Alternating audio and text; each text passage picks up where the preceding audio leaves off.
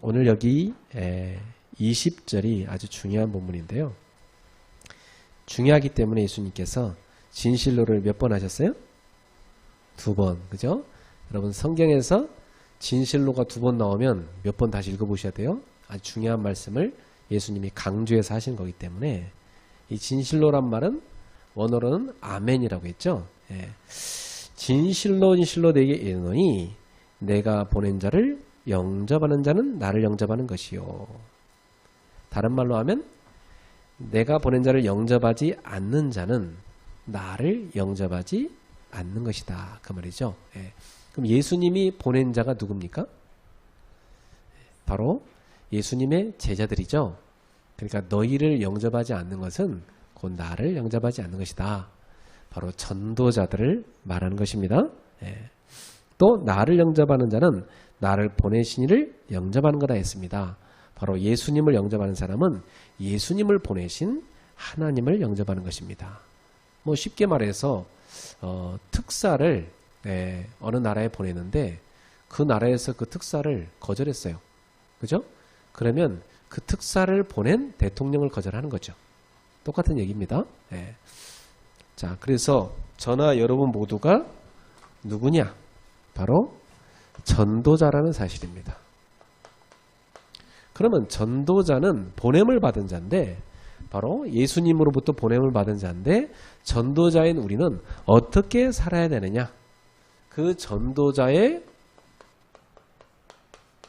삶을 오늘 우리에게 가르쳐 주십니다. 지난주 말씀을 우리가 잠깐 한번 점검하고 오늘 본문으로 가겠습니다. 지난주에 우리는 옛 틀에서 벗어나라는 말씀을 들었습니다. 옛 틀에서 벗어나라.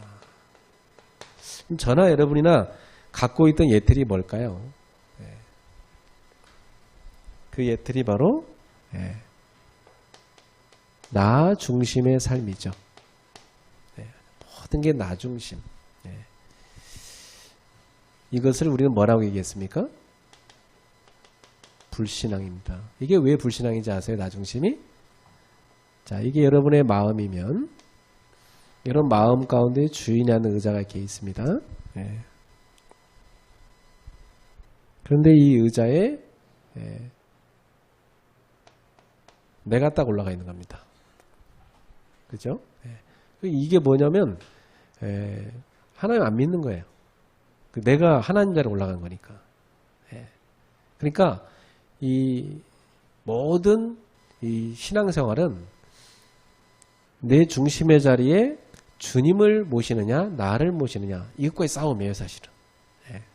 이걸 우리가 뭐라고 말합니까? 자기 우상이라고 그러죠. 자기 우상. 나라는 우상을 섬기고 있는 거죠. 이게 불신앙이에요.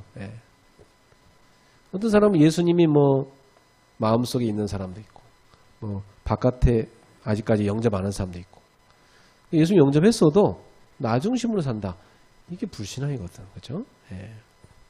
그러니까 나 중심이기 때문에 모든 보는 눈, 보는 귀, 뭐 모든 판단 다 자기 중심으로 하게 돼 있죠. 자, 두 번째 우리가 벗어나야 될 예틀이 뭡니까? 종교 생활입니다.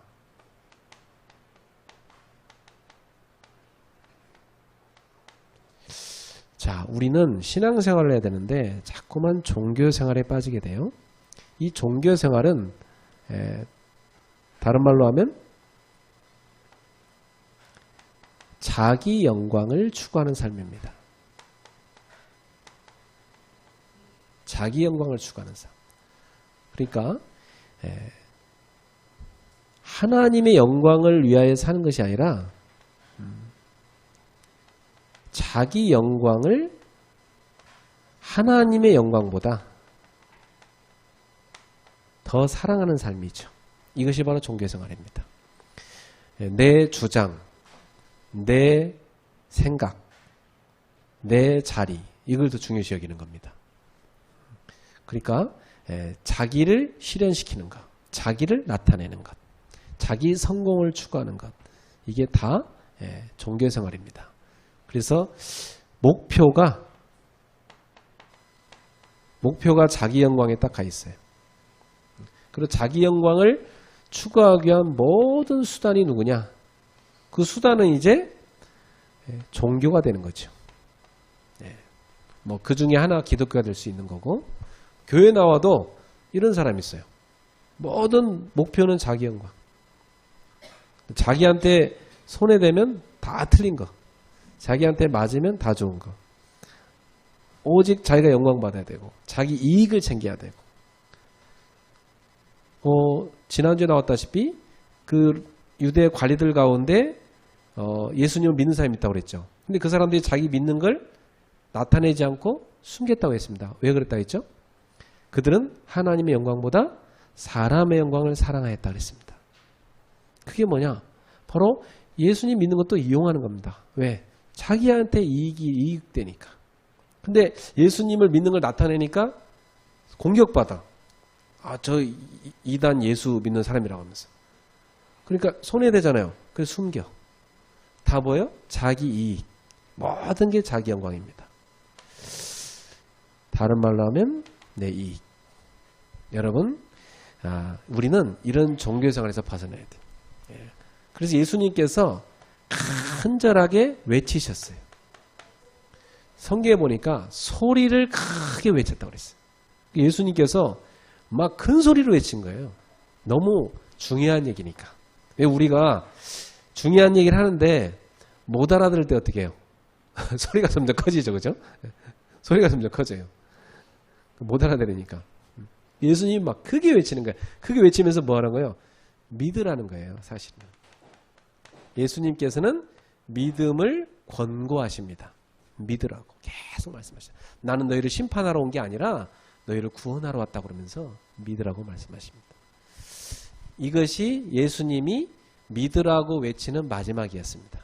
요한복음에서 보면 공생애 가운데 유대인들한테 믿으라고 외치는 마지막이었어요. 그런데 이 마지막 권고를 받아들이지 않는 자들에게는 이제 심판이 임해버린 것이죠. 사랑하는 성도 여러분, 여러분은 이런 나중심의 불신앙, 종교 생활의 자기영광 추구, 여기서 벗어나서 어떻게 바꿔야 돼요? 하나님 중심. 이걸 뭐라고요? 믿음이라고 합니다. 이렇게 서길 바랍니다. 오늘도 여러분의 모든 삶의 중심이 하나님 중심. 그래서 여러분은 종교 생활이 아니라 신앙생활 하세요. 신앙생활.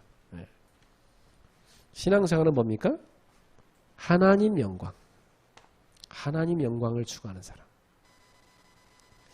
그래서 큰 어려움이 온 성도한테 제가 그랬어요. 성도님, 하나님 영광이 임한 것입니다. 거기서 하나님을 찬양하십시오. 목사님, 나는 망했는데요? 망한 게 아닙니다. 하나님 영광이 임한 겁니다. 왜? 내가 자랑했던 거, 내가 내세웠던 거 다 없어지는 거죠. 그리고 이제는 나는 뭐예요? 빈손이에요. 주님만 바라볼 수 있어요. 그게 하나님 영광이 임한 겁니다. 그래서 이제 하나님 능력으로 시작되는 것입니다. 그러니까 하나님은요, 다 없애버리시고 없는 데서 하나님이 시작하시는 분이십니다. 그래서 우리를 가장 낮은 자리로 내려가라고 말씀하세요. 나는 더 이상 못합니다. 아까 우리 전 집사님 기도할 때 뭐라 했어요? 하나님, 신앙생활을 하면 할수록 나는 무능하다는 걸 깨닫습니다. 맞아요. 그게 믿음이에요. 신앙생활 하면 할수록 나는 너무 무능해. 하나님은 전능하셔. 그런데 내 무능함이 축복이야. 하나님의 능력을 담는 기회가 되고, 내 무능이 하나님 능력을 깨닫는 기회가 되고, 내 무능이 하나님의 능력을 붙잡는 기회가 되기 때문에 그것이 축복이라는 거예요. 그래서 사도 바울이 뭐예요? 나는 약한 것을 자랑한다고 그랬습니다. 성도 여러분, 오늘 여러분의 연약함이 있습니까? 여러분의 부족함과 어려움이 있습니까? 그곳에 하나님의 영광이 임한 겁니다. 그래서 예수님은 십자가 지시는 것을 뭐라고 했어요? 하나님의 영광을 입었다고 했습니다. 하나님의 영광을 입을 때가 왔다고 말씀하신 것입니다. 오늘 우리가 여러분의 가정에서, 직장 현장에서 내가 십자가를 져야 된다. 정말로. 그러면 여러분은 뭐요? 하나님 영광이 임한 겁니다. 하나님 억울합니다. 내가 뭘 잘못했다고? 저 사람이 잘못했는데, 저 사람이 잘못했는데, 내가 왜 십자가를 져야 됩니까? 아닙니다. 하나님의 영광이 여러분한테 임한 겁니다. 여러분한테 십자가를 지라고 준 것은 축복이에요. 여러분에게 살릴 수 있는 은혜를 준 겁니다. 그래서 십자가를 지고 살리는 자가 되기를 주님의 이름으로 축복합니다. 자, 그래서 이제 오늘 본론으로 가서 우리는 이제 옛 틀을 벗어나서 새 틀을 입어야 되겠습니다. 새 틀을 입어야 돼요. 이 새 틀은 오늘 예수님께서 오늘 한 가지 중요한 사건을 일으키시면서 주신 교훈이에요. 여기서 예수님이 어떤 교훈을 주시냐면 세 종로의 교훈을 주십니다. 세 종로. 발을 씻는 노예. 그 유대 사회에서 가장 노예 중에서도 가장 계급이 낮은 노예가 있었어요. 그 노예가 뭐냐면 손님이 오면 발을 씻어주는 노예였어요. 예. 그런데 예수님이 바로 오늘 제자들의 세 종로가 되시는 거예요. 그래서 발을 씻어주는 거예요. 이건 도대체 무엇을 우리한테 가르쳐 주는 것일까요? 이게 오늘 굉장히 중요한 내용입니다. 여러분 이 받을 새 틀이에요. 이게 뭐냐면 전도자의 삶이라는 거예요. 이걸 또 막 교회들은요, 또 이걸 또 오해를 해가지고 뭐 서로 섬기십시오, 섬기십시오, 발을 서로 씻어주십시오. 하고 수련회 때 쫙 늘어서서 막 서로 발 씻겨주는 막 행사하고 또 어떤 학교에서는 막 선생님들이 제자들 다 오라고 발 씻어주는 행사하고 그런 의미가 아니에요. 이건 예수님께서는 그런 걸 가르친 게 아니에요. 오늘 이 속에는 굉장한 복음이 들어가 있습니다. 여러분은 예수님이 하신 이 행동 속에서 복음을 잘 깨달으셔야 됩니다. 자, 그래서 첫 번째, 오늘 본문을 보면서 우리가 뭘 알아야 되냐면 주님이신데, 우리 주님이신데 주님이 뭘로 내려가셨어요? 종으로 내려가셨습니다. 네. 주님이 종의 자리로 내려가셨습니다. 그래가지고 그 종의 자리에서 주님이 그 종들을 섬기십니다. 자, 이것을 볼 수 있어요. 자, 그래서 이 주인에 대해서 예수님이 여기 본문에 보니까 14절에 보면 내가 주와 선생이 되어 너희 발을 씻었으니 너희도 서로 발을 씻어주는 것이 옳으니라 그랬어요. 자, 주 또는 선생 또는 종은 뭐죠? 제자. 이렇게 볼 수 있어요. 이 주라는 말은요, 그 로마 시대 때 누구한테만 썼던 말이냐면 왕이나 또 신성을 입은 지도자에게만 쓰는 말이었습니다. 그 큐리오스란 말인데, 그러니까 그냥 단순히 선생님보다는 엄청난 그 위치에 있는 분을 주라고 했어요. 그 예수님께서는 본인을 주라고 칭하는 것에 대해서 마땅하다고 생각하신 거죠. 하나님이시니까. 그 주가 되시는 예수님께서 종의 자리로 내려오십니다. 그래서 1절과 3절을 보시면 유월절 전에 예수께서 자기가 세상을 떠나 아버지께로 돌아가실 때가 이른 줄 아시고 그랬어요. 때가 이르렀다 그랬어요. 자, 이 때는 뭐죠? 십자가죠. 네. 예수님이 십자가를 지시는 때가 온 겁니다. 그 십자가를 입는 것은 뭐죠? 하나님의 영광을 입는 거라고 했죠. 자, 때가 이른 줄 아시고 자기 백성을 끝까지 사랑하셨다 그랬습니다. 세상에 있는 자기 사람들을 사랑하시되 끝까지 사랑하셨다. 끝까지 사랑하셨다. 자, 여러분, 주님은 십자가를 지시고 그 자기 백성을 죄에서 마귀 손에서 지옥에서 해방시키는 그 자리까지, 자기를 다 드리는 그 순간까지 사랑하신 것입니다. 예수님께서 그 사랑이 뭔지를 우리한테 가르쳐 주는 거예요. 그럼 예수님이 끝까지 제자를 사랑했다는데, 그럼 그 끝까지 사랑하신 예수님이 우리한테 가르쳐 준 삶은 도대체 뭐냐? 3절 보세요.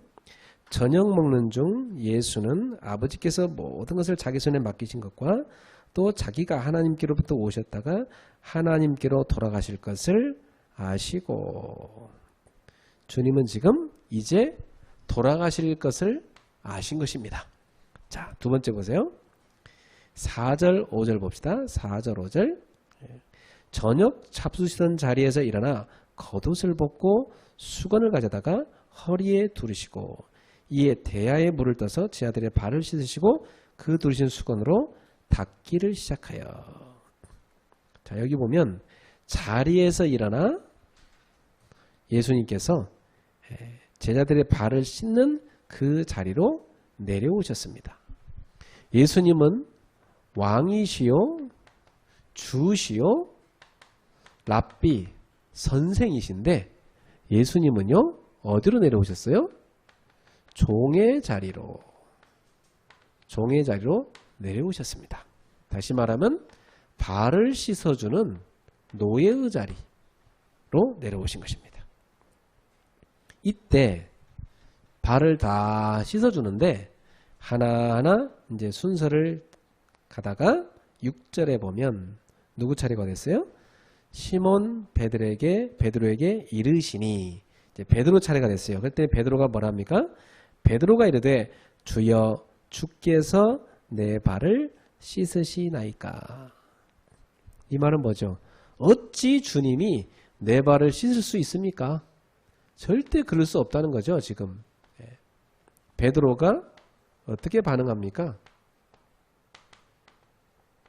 절대 못 씻는다는 거예요. 왜 베드로는 예수님이 자기 발을 못 씻는다고 얘기했을까요? 이 베드로는 그동안 주님의 말씀을 많이 듣긴 했지만 잘 못 알아들은 거죠. 세상의 논리를 그대로 갖고 있는 거죠. 세상의 논리는 어때요? 노예가 주인의 발을 씻어줘야 되죠. 그죠? 세상의 논리는 어때요? 이 회사에서 부하 직원이 상사에게 절대 복종해야 되죠. 세상의 논리라면. 그렇잖아요? 네. 그런데 하나님의 나라 논리는 그게 아니라는 거예요. 하나님의 나라 논리는 바로 주인이 종의 자리로 내려가서 그 종의 발을 씻어주는 거라는 겁니다. 그래서 여러분, 하나님이 낮고 천한 피조물인 인간의 몸으로 내려오신 거예요.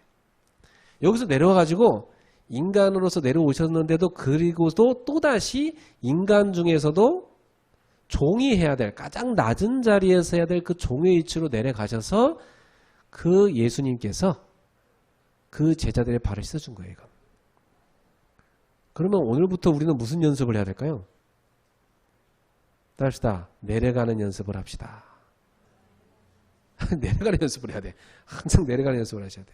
저 낮은 자로 내려가는 연습을 해야 돼. 여러분 내려가 봤어요? 그 소위 말해서 실패했다 했을 때, 그렇죠? 우리가 살아가면서 실패해 본 적 있으시죠? 실패해 본 적 있는 사람은 인생의 쓴맛을 봤기 때문에 겸손함을 갖고 있어요. 아, 나는 실패할 수 있다. 사람은 실패할 수 있다. 그걸 갖고 있어요. 그 바닥을 봤기 때문에. 거기서 굉장히 느끼는 감정은 어때요? 진실해져요. 그 바닥에 다 내려가 보면요, 사람이 굉장히 진실해져요. 예. 저는 인생에서 대학 떨어졌을 때 실패 경험해봤고, 그 다음에 연애하다가 체인 적이 있었거든? 그 경험해본 적이 있었고, 그런데 이게 실패, 시련, 그리고 교회를 이제 개척해야 되는 그 아무것도 없이 그냥 바닥에 내려와서 개척해야 되는 상황. 그리고 저기 저 서울에서 제일 어렵게 산다는 그런 집에서 제가 살아본 적이 있고 그런 경험들을 했어요.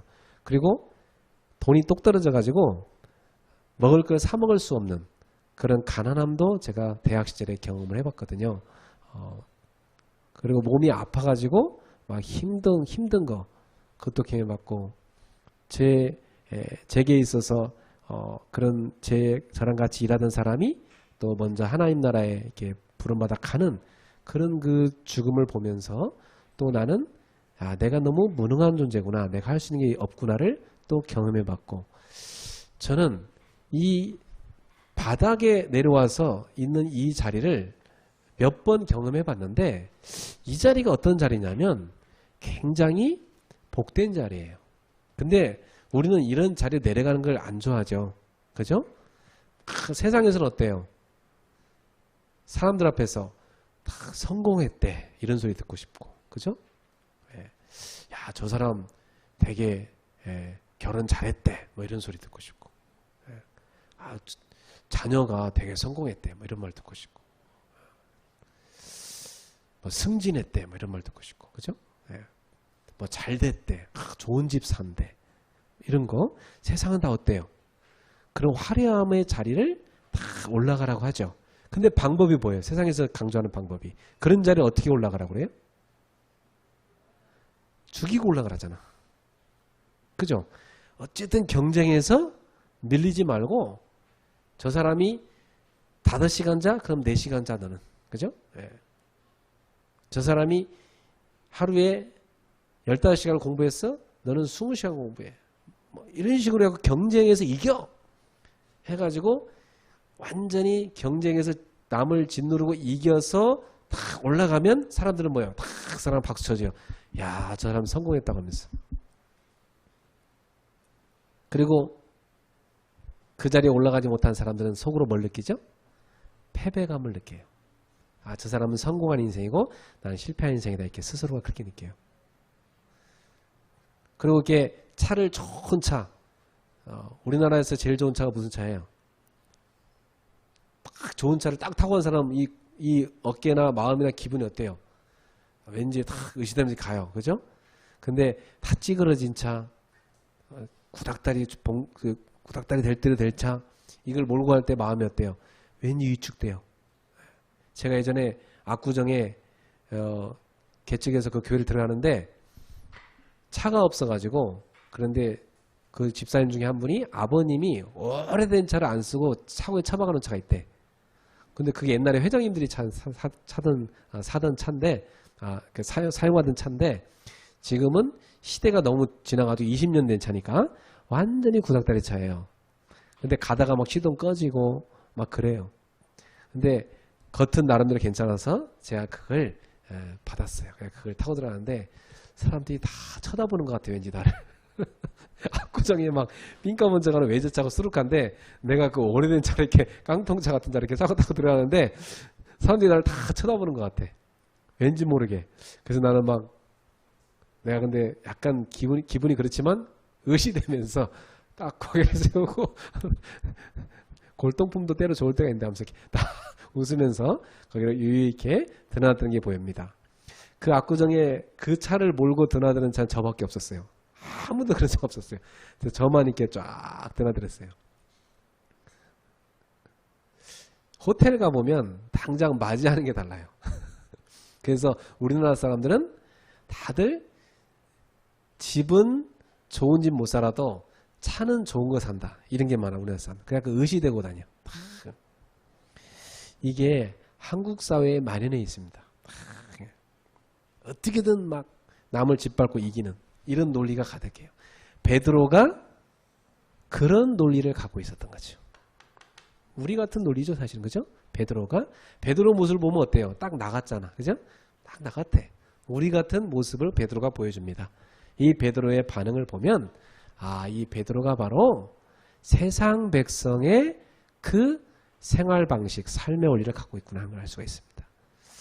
하나님 나라의 원리가 아니거든요. 그러니까 이 베드로가 발끈하는 거예요. 어찌 내가 주님의 발을 씻을 수 있겠냐 그러면서. 그때 예수님이 뭐라 대답합니까?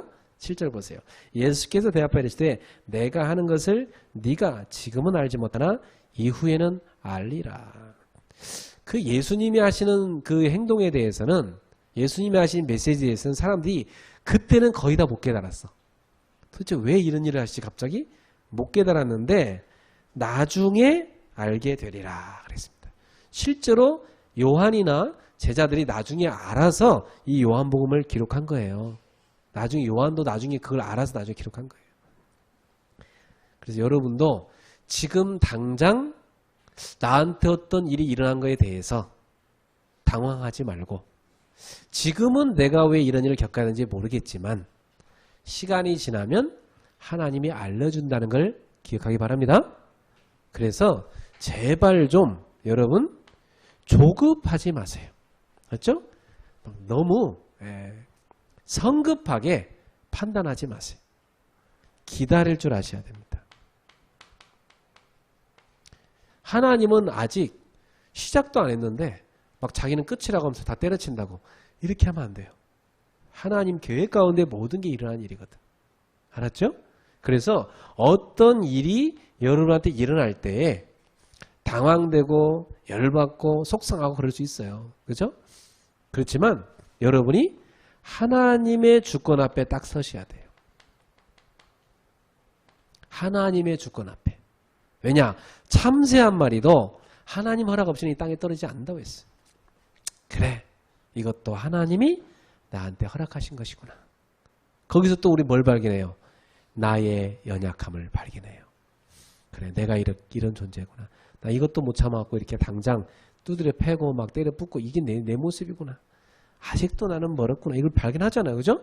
그러면서 하나님이 나를 제자 만들려고 이런 사건을 또 허락하셨구나. 나는 다시 이 종의 자리로 내려가야 되겠다. 거기서 진실되게 하나님 앞에 서야 되겠다. 하나님 앞에 탁 서야 되겠다. 그런 시간을 갖기를 바랍니다. 그러면 때가 되면요 알게 돼요. 하나님의 뜻. 너무 감사한 거죠. 예. 왜 그 청년들이 연애하다가 중간에 한번 이렇게 결혼하기 전에 내용을 겪을 때가 있죠. 예. 그래서 한번 막 헤어지는 것 같기도 하고, 그런데 진실한 사랑을 알고 나면 나중에 어떻게 돼요?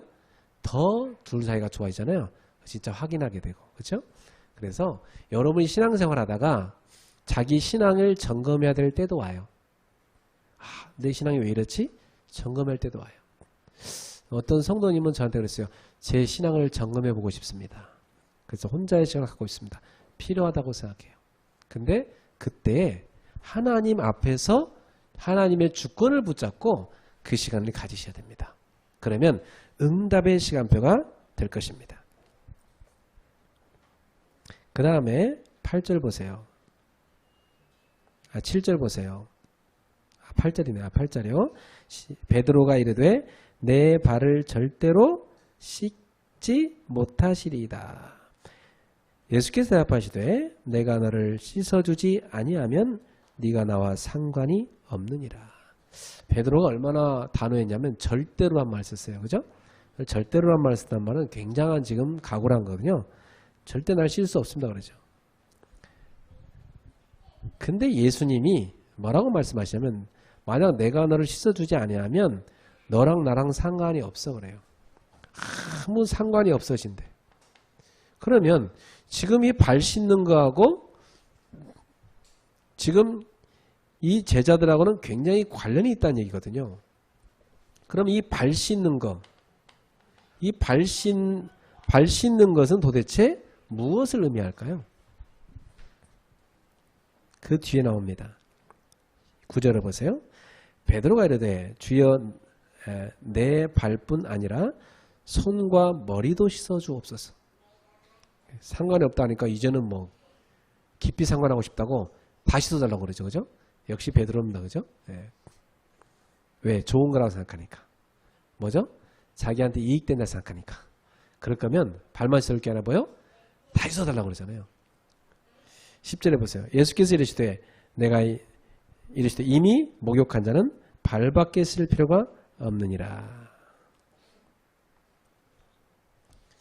그러면 여러분 목욕을 하게 되면은 발 씻었어요, 안 씻었어요 이미?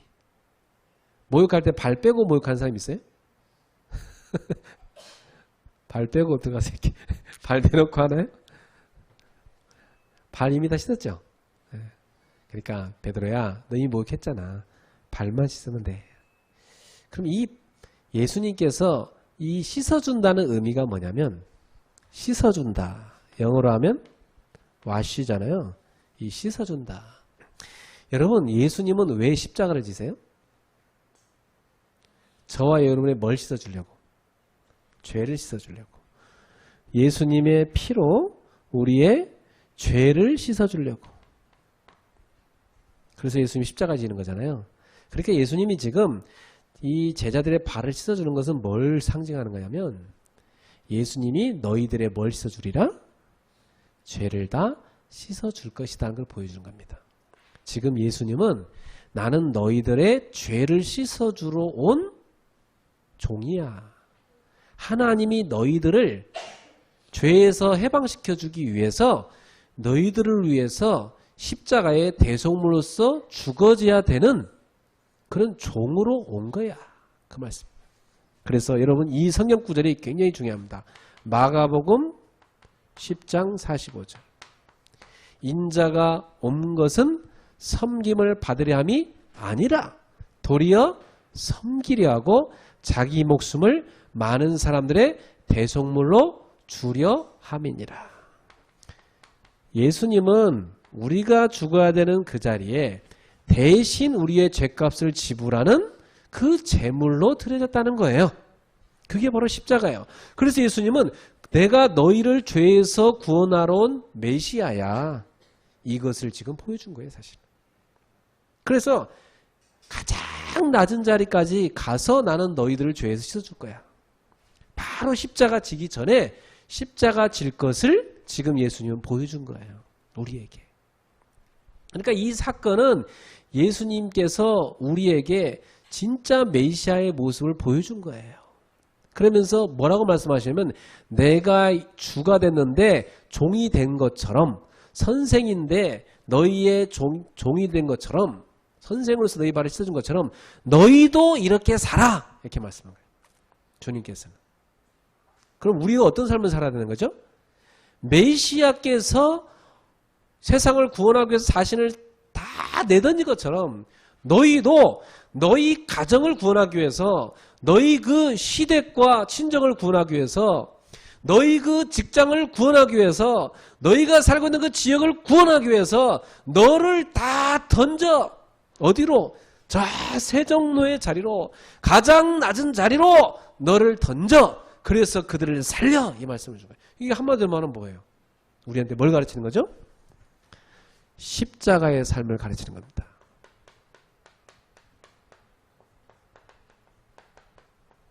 이걸 우리한테 가르쳐주는 거죠. 이것이 바로 누구의 삶이냐? 천국 백성의 삶이다. 이것이 바로 예수님의 제자의 삶이요. 이것이 바로 전도자의 삶이다. 이걸 우리한테 가르쳐주고 있는 거예요. 제자들을 예수님 뭘로 보낸 거예요 지금? 전도자로 남기셔서 보내잖아요. 그럼 전도자는 어떻게 살아야 되느냐? 세종로처럼 살아라. 왜? 그들을 살리기 위하여. 이걸 우리한테 말씀하시는 거예요.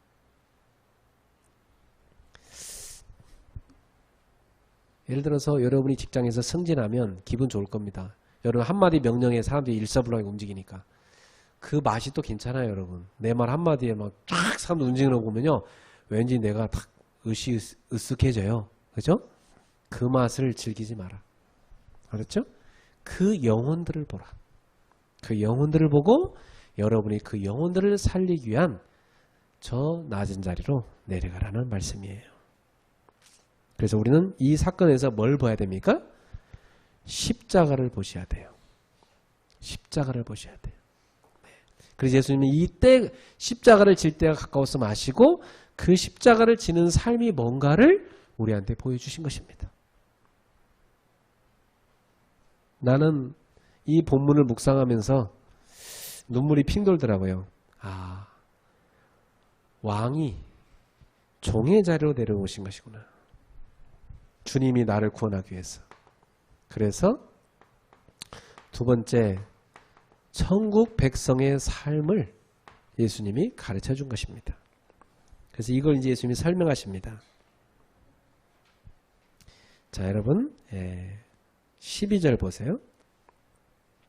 그들의 발을 씻으신 후에 옷을 입으시고 다시 앉아 그들에게 이르시되 내가 너희에게 행한 것을 너희가 아느냐? 지금 예수님이 이 일을 한 다음에 의미를 설명해 준 거예요.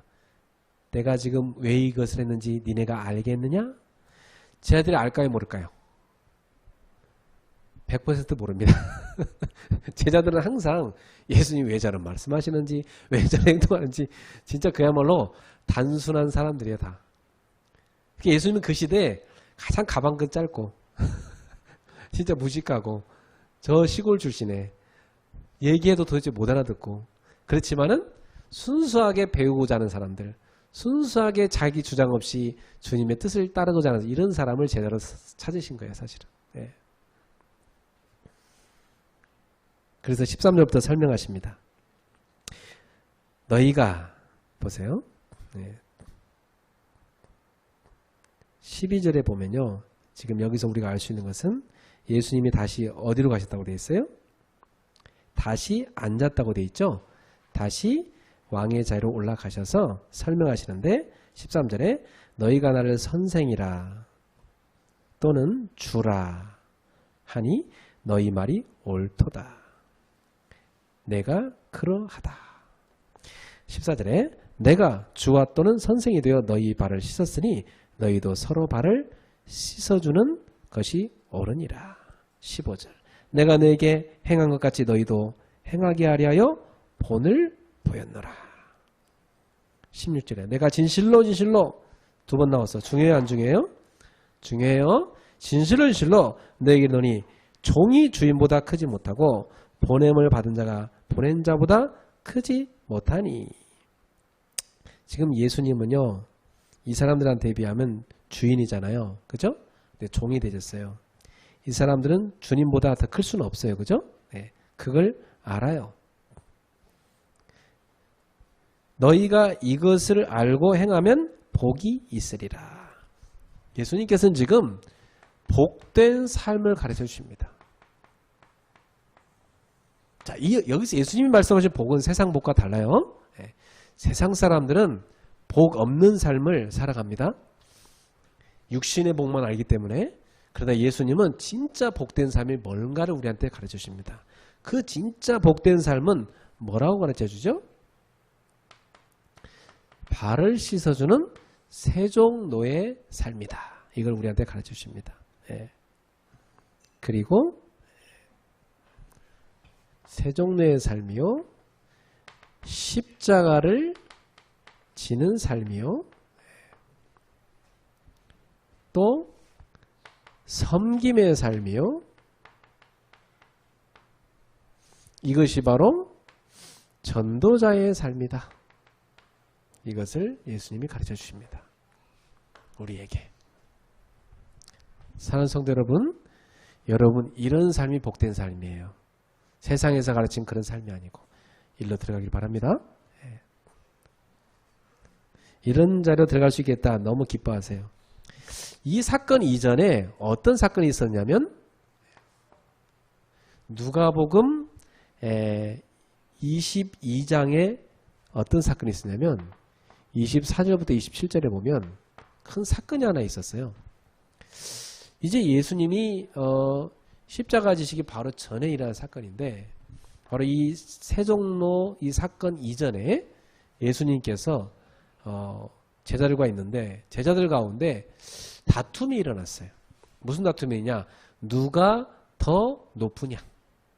제자들 가운데 누가 더 높냐? 막 이런 싸움이 벌어졌어요.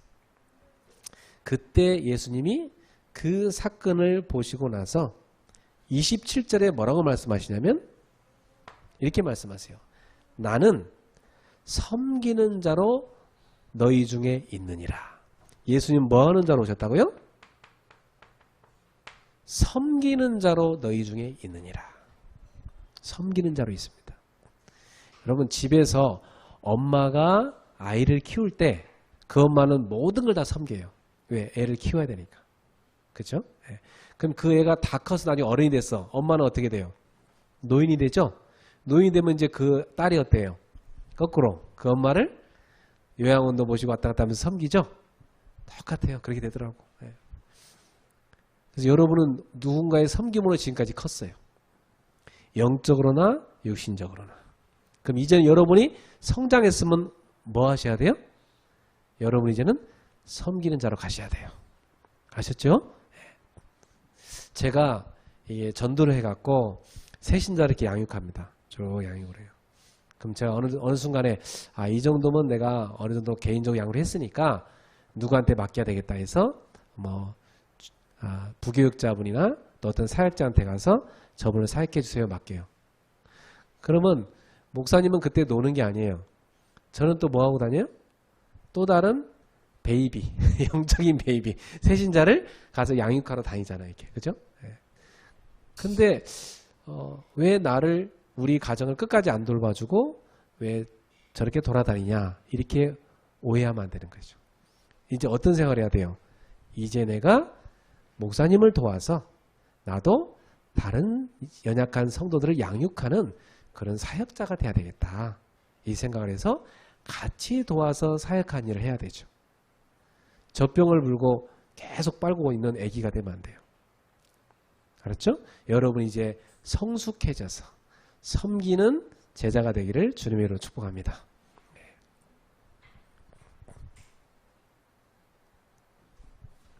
그래서 세 번째로 여기서 제가 지금 빼고 안 읽은 데가 있어요. 몇 절.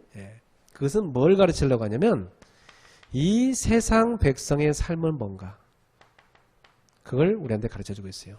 그 세상 백성의 삶을 우리한테 대표적으로 설명하는 사람이 누구냐면 가룟 유다입니다.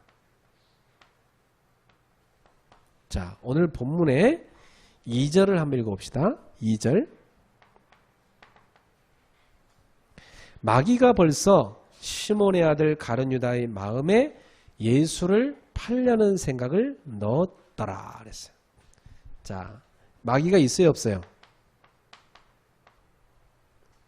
제가 지난주에 어떤 분한테 마귀가 있어요 없어요? 귀신이 있어요 없어요? 물어보니까 모르겠다더라고. 그러면 당신 속에 예수님 영접했어요 했어요? 그랬더니 옛날에 영접했는데 안 계신 것 같대. 그러니까 모든 걸 다 영적인 사건을 모르니까, 영적인 사실을 모르니까 육신의 눈으로만 다 쳐다보니까 해석이 안 되는 거죠. 그러니까 자기도 모르게 영적으로 계속 붙잡혀서 계속 어둠의 현장으로 끌려다니는 겁니다. 그 사단이 그렇게 해요. 계속 실패를 끌고 다닙니다. 여러분 이 마귀는 멸망시킬 사람에게 뭘 집어넣어요? 악한 생각을 집어넣어요. 지금 이 마귀가 가룟 유다한테 어떤 생각을 집어넣었어요? 예수님을 팔아야 되겠다는 악한 생각을 집어넣었어요. 자, 어떤 생각이 하나 탁 들어와요. 그게 마귀가 주는 게 있어요. 나는 어떤 데 놀랄 때가 있는데 어떻게 저런 생각을 다 하지? 깜짝 놀랄 때가 있어요. 와, 이런 생각도 할 수가 있구나 사람이. 근데 여러분에게 생각이란 게 있어요. 근데 그 생각이 항상 여러분 점검하셔야 돼요. 이게 하나님이 주는 생각이냐 아니면 마귀가 집어넣어주는 생각이냐 잘 생각하셔야 됩니다.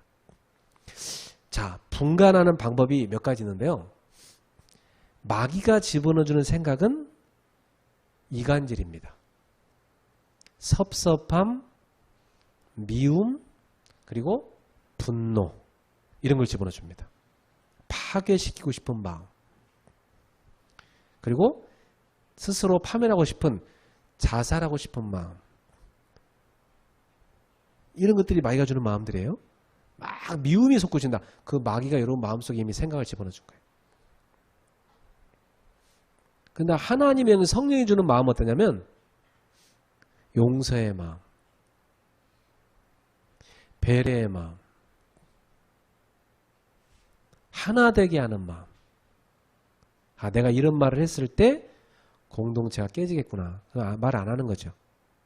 하나 되게 하는 말, 하나 되게 하는 마음, 그걸 갖는 거죠. 그래서 내가 죽여야 되냐 살려야 되냐 할 때 살리자 이런 마음. 그죠? 이게 하나님이 주는 마음이에요. 그래서 이 마귀는 악한 생각을 가르쳐 집어넣었어요. 그러면 사람이요, 여러분 볼 때 이해 안 되는 경우가 있어요. 왜 저 사람 저런 행동을 하지? 최근에 화성 연쇄살인 사건에 그 범인이 잡혔죠. 공소시효 다 끝났는데 잡혔어요 지금. 그죠? 근데 그 사람이 어떻게 그런 악한 짓을 할 수 있죠? 또 제주도에서 일어난 끔찍한 사건이 있었죠. 여자분이 막 자기 전남편을 죽인 끔찍한 사건. 어떻게 그런 일을 그 멀쩡한 얼굴인가에서 할 수가 있죠? 그것은 마귀가 그 사람의 생각 속에다가 악한 생각을 딱 집어넣어준 거예요. 네. 마귀가 집어넣어주는 악한 생각들 한번 12가지를 예수님이 설명한 게 있어요. 마가복음 7장 21절 한번 찾아보세요.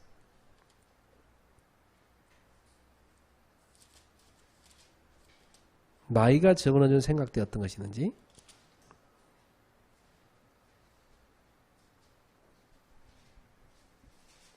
자, 읽어볼까요? 마가복음 7장 21절부터 22절까지 읽으면 좋겠네요.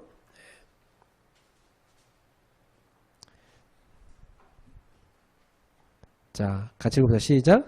속에서 곧 사람의 마음에서 나오는 것은 악한 생각, 곧 음란과 도둑질과 살인과 간음과 탐욕과 악독과 속임과 음탕과 질투와 비방과 교만과 우매함이니. 이 모든 것이 된다고요? 악한 거라고 했죠? 이게 사람 속에서 나온다. 그럼 이게요, 마귀가 딱 집어넣어주는 거예요. 이런 악한 생각. 그래서 여러분 지금부터 생각하지 말고 기도하셔야 돼요. 따라합시다. 생각하지 말고 기도하자. 생각 많이 하면요, 마귀가 딱 틈타요. 생각 많이 하다가 자살하는 거예요, 사실. 알았죠? 네. 생각 많이 하다가 사람 죽일 계획 세우는 거예요.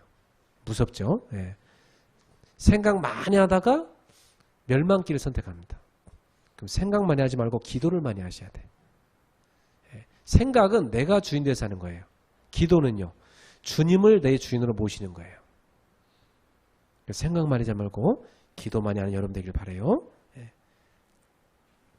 또 10절, 11절 읽어볼까요? 10절, 11절. 10절의 그 뒷부분부터 온몸이, 거기부터 읽겠어요. 시작. 온몸이 깨끗하니라. 아니, 지금 요한복음 13장이에요. 네, 마가복음 끝났어요. 자, 다시 요한복음으로 오셔서. 네.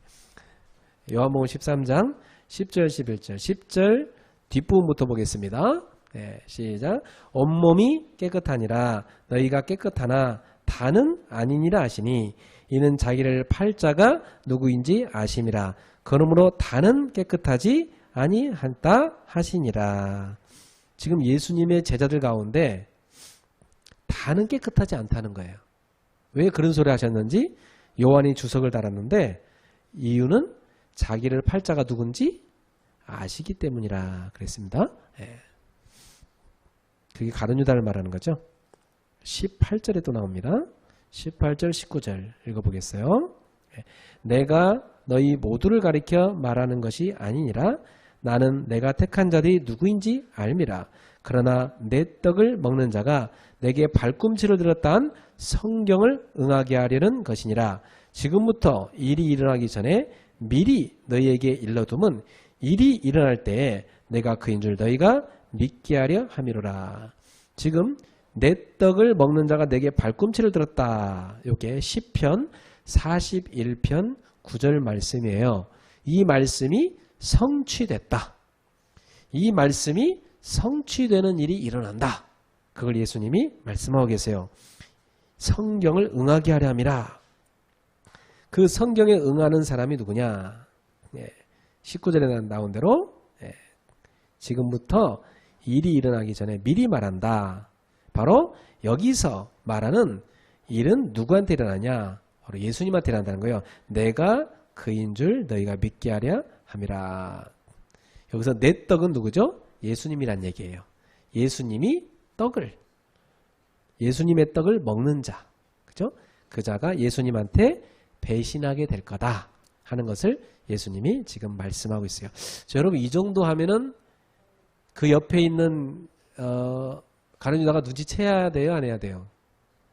이 정도면 눈치채야 되겠죠. 그럼 빨리 어떻게 해야 될까요? 빨리 마귀가 준 생각을 버려야 되겠죠. 회개할 기회가 항상 옵니다. 우리에게는 여러분 회개할 기회가 항상 와요. 회개의 기회. 회개의 기회를 하나님은 항상 주세요. 주시는데 사람이 그걸 선택하지 않으니까 멸망으로 빠져가는 것입니다. 그래서 21절 한번 읽어볼래요? 21절 시작. 예수께서 이 말씀을 하시고 심령이 괴로워 증언하여 이르되 내가 진실로 너희에게 이르노니 너희 중 하나가 나를 팔리라. 여러분 이 정도 말하면 회개해야 돼요, 안 해야 돼요? 회개해야죠. 그 다음 보세요. 26절 27절 이제 어떤 일이냐면 제자들이 소곤소곤 하면서 도대체 왜 저런 말씀하시지? 누구지? 하고 베드로가 예수님의 가슴에 기대어 있는 제자한테 이렇게 약간 고개로 눈짓을 했어요. 여쭤봐. 누군지 여쭤봐. 이렇게 한 거예요. 그랬더니 예수님이 한 대답이에요. 그 밑에 있는 제자가 예수님의 가슴팍에 딱 누워있는 제자가 물어본 거예요. 예수님한테 살짝 귓속말로 물어봤겠죠. 누구예요? 물어봤겠죠. 여기서 예수님의 가슴에 의지해서 이렇게 누워있는 자가 누굴까요? 누굴 거라고 신학들이 많이 추측을 하는데 제가 볼 때는 사도 요한일 거라고 생각을 해요. 사도 요한은 이 요한복음을 기록했지만 내가 요한이다 이렇게 그렇게 얘기하지 않았고요. 예수님이 사랑하는 자라고 자꾸 표현을 자기를 해놨어요. 그래서 여러분 이렇게 손님이 오면은 가장 중요한 자리에다가 귀빈을 딱 모시죠. 그리고 그 양 옆에 그 다음 그 중요한 사람들 모시잖아요. 그죠? 그러면 여기서 여러분 볼 때 베드로는 지금 예수님 양 옆에 있는 것 같아요? 아닌 것 같아요? 양 옆에 안 있어요. 저쪽에 있어요. 지금 베드로는. 그리고 여기 유대 사회는 밥을 먹을 때 이렇게 딱 기대고 누워요. 여기 비스듬히. 그리고 한 손으로 이렇게 오른손으로 이렇게 먹어요. 왼손에 이렇게 딱 이렇게 기대고 이렇게 누워서 그럼 이렇게 딱 누워 있으니까 이쪽에 지금 한 사람은 예수님 거의 가슴팍 근처에 누워 있겠죠. 또 예수님 이쪽에는 또 다른 제자가 있겠죠. 그러면 아마 제가 생각할 때는 가룟 유다는 바로 예수님 왼쪽에 있었을 것 같아. 가룟 유다가 아니라 참 사도 요한이 예수님 왼쪽에 있었을 것 같아. 그리고 가룟 유다가 아마 이쪽에 있지 않았겠나 싶어요. 제 상상이에요. 그러니까 여기 바로 예수님 바로 앞에 누워 있는 이 사도 요한이 예수님한테 여쭤본 거예요. 누구예요? 이렇게 물어본 거죠. 그리고 이 가룟 유다는 제일 중요한 자리. 예수님 바로 옆자리에 앉아 있어요. 그러니까 벌써 가룟 유다는 무엇을 좋아하는 자리예요? 좋은 자리에 앉고 싶어하는 사람이죠. 자, 그래서 한번 읽어보세요. 26절 시작. 예수께서 대답하시되 내가 떡 한 조각을 적셔다 주는 자가 그니라 하시니 곧 한 조각을 적셔서 가룟 시몬의 아들 유다에게 주시니. 27절에 조각을 받은 후 사탄이 그 속에 들어간지라. 이 예수께서 유다에게 이르시되 네가 하는 일을 속히 하라. 자, 예수님은 이 전까지 이 가룟 유다가 회개할 기회를 준 거예요. 계속 메시지를 던진 거거든요. 근데 가룟 유다가 회개하지 않고 끝까지 있으니까 말씀을 응하게 하면서 그 떡을 딱 주시죠. 그래서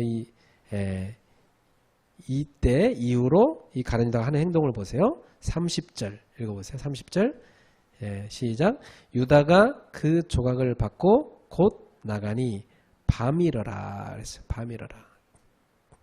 예수님이 네가 하는 일을 속히 하라 그러니까 도대체 뭔 말인지 저들 사이에 소곤소곤했어요. 아, 유다가 돈을 맡고 있는 재정을 맡고 있는 사람이니까 그 돈으로 유월절 뭘 사갖고 오라고 하나 이렇게 생각해서 가난한 자 주라고 하나. 그래서 어쨌든 유다가 나가요. 그죠? 그거 먹고 어쨌든 나가요. 나가는데 지금 유다는 뭐하러 나가는 거죠? 예수님을 팔러 나가는 거죠. 그래서 30절 끝부분에 뭐라고 했어요? 밤이러라. 밤이러라. 이건 뭐죠? 유다가 이 빛 속에 있다가 세상의 빛이신 예수님과 함께 빛 속에 있다가 거기를 나가서 어디로 들어갔어요? 밤으로 들어갔어요. 이 유다가 어디로 들어갔어요? 밤으로 들어갔어요. 밤과 결탁했어요. 어둠과 결탁했다는 걸 보여줘요. 지금 가룟 유다는 어둠과 딱 결탁을 했어요. 누구를 떠났어요? 빛이신 주님을 떠나서 어둠과 딱 결탁한 모습을 볼 수가 있습니다. 그러니까 이 세상 백성의 삶은 뭐예요? 마귀와 결탁하는 삶이에요. 마귀와 결탁하는 삶, 어둠의 삶, 이게 세상 백성의 삶입니다. 그래서 이 가룟 유다는 누구를 팔아요? 스승인 예수님을 팔죠. 예. 예수님을 팔아요. 주님을 팔아 넘기는 종의 모습이죠. 예. 그래서 이 누구의 도구로 살아요? 세상 백성은 열심히 출세하고 열심히 높은 자리 올라가고 열심히 인기를 끌고 자기 자랑을 많지만 누구의 도구로 살아가죠? 사단의 도구로 살아가는 인생이에요. 알았죠?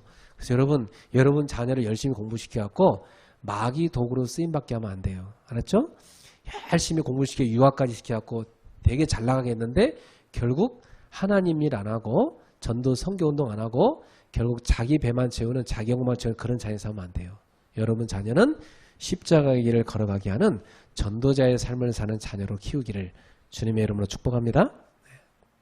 여러분 이 사건 이전에 이 13장 있기 전에 12장 맨 앞에 가보면 어떤 사건이 있었어요, 여러분?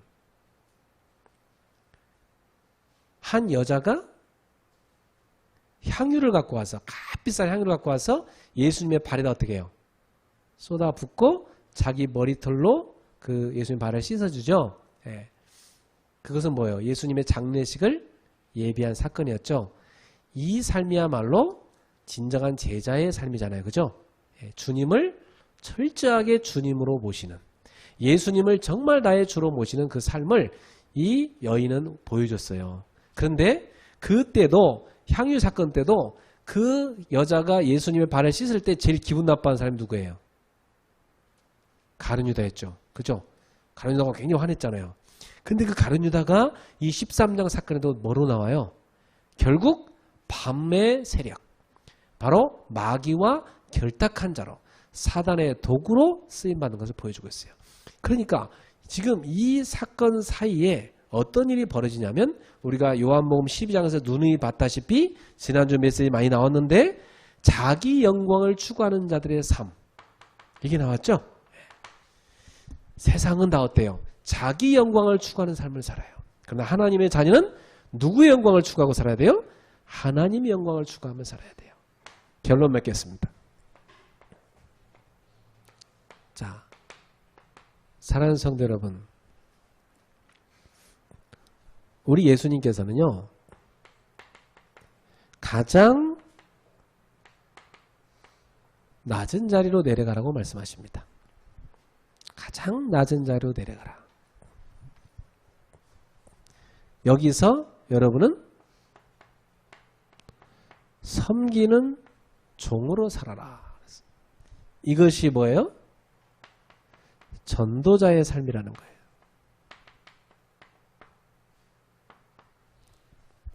이것이 천국 백성의 삶이라는 거예요. 그래서 여러분이 가장 낮은 자로 내려가서 이번 주에 여러분의 현장을 생각해 보세요. 내가 있는 현장에 내가 종으로서 섬겨야 될 사람들은 누가 있을까? 내가 끝까지 사랑하고 내가 전도하며 섬겨야 될 사람은 누가 있을까? 생각해 보시고 그 최고의 길은 뭐냐면 예수님이 하신 것처럼 그들을 살리는 전도를 하시는 거예요. 그죠? 그들을 살리는 거예요. 그들을 멸망해서 건져내는 삶을 사는 것입니다. 이것이 여러분이 해야 되는 삶입니다. 그래서 여러분이 그곳에 가서 천국을 세우세요. 여러분 현장에 가서 천국을 세우세요. 여러분의 현장에 딱 전도를 해갖고 거기에 딱 거기 있는 사람들과 함께 직원들과 함께 이러한 천국의 삶을 사는 모습을 보면 그 옆에 있는 회사가 여러분 회사를 보면서 뭘 생각할까요? 저기는 천국이야 이렇게 생각. 그죠? 예, 그게 하나님 나라를 확장하는 전도자의 삶입니다. 이번 주에 우리 성도님들이 사단이 주는 모든 생각을 버리고 하나님이 원하시는 자리에 가서 살리는 자리에 서게 되기를 주 예수 이름으로 축복합니다. 따라합시다. 나는 전도자의 삶을 살기 원합니다. 기도하겠습니다. 주님 고맙습니다.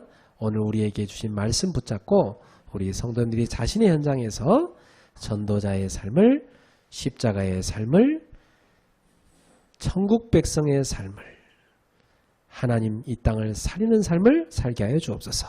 그래서 우리 성도들이 있는 가정, 직장, 또 우리 교회 모든 현장마다 천국을 만들게 하옵소서. 예수님의 이름으로 기도하옵나이다. 아멘.